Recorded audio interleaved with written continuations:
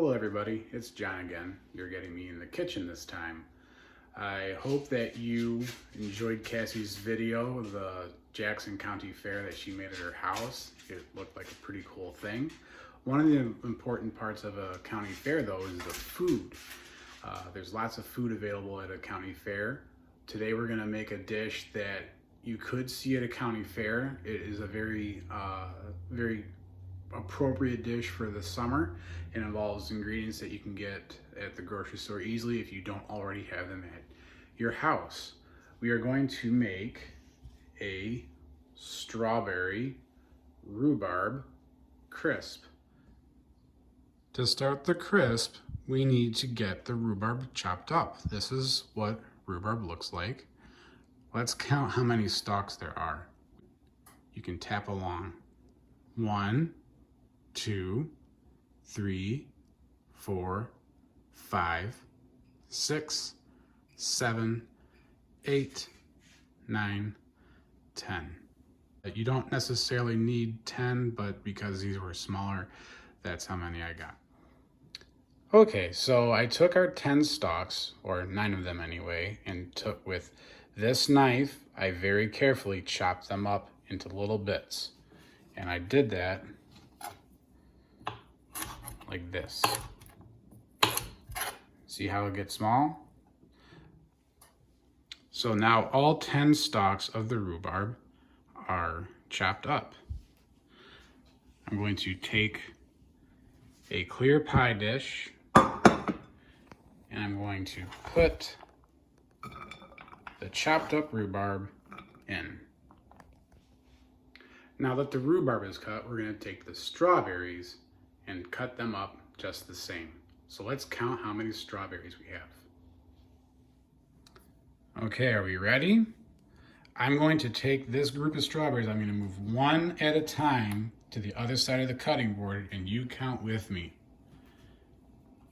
1, 2, 3, 4, 5, 6, 7, 8, 9, 10, 11, 12, 13 strawberries.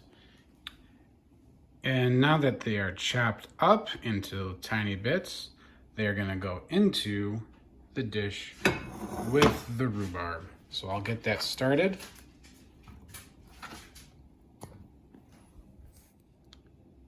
And now that all of the strawberries and all of the rhubarb is in the dish, I'm going to take 1 scoop of sugar in a 1/2 cup measuring cup. I'm going to pour it over the fruit and stems. Give it a stir.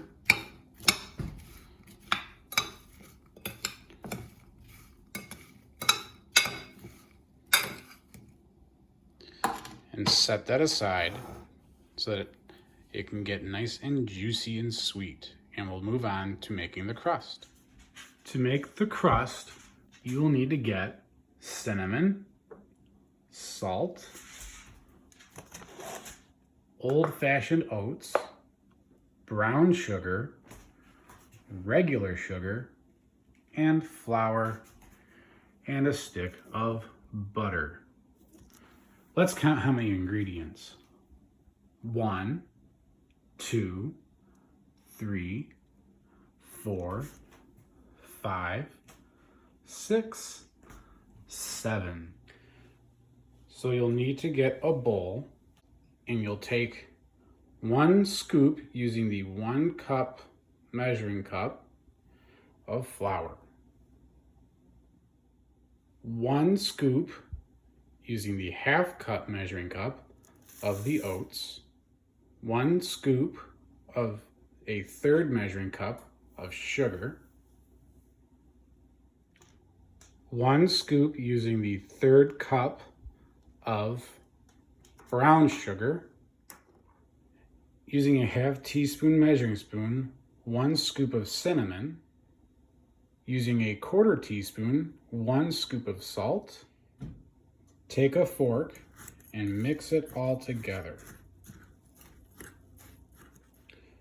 until it looks like this.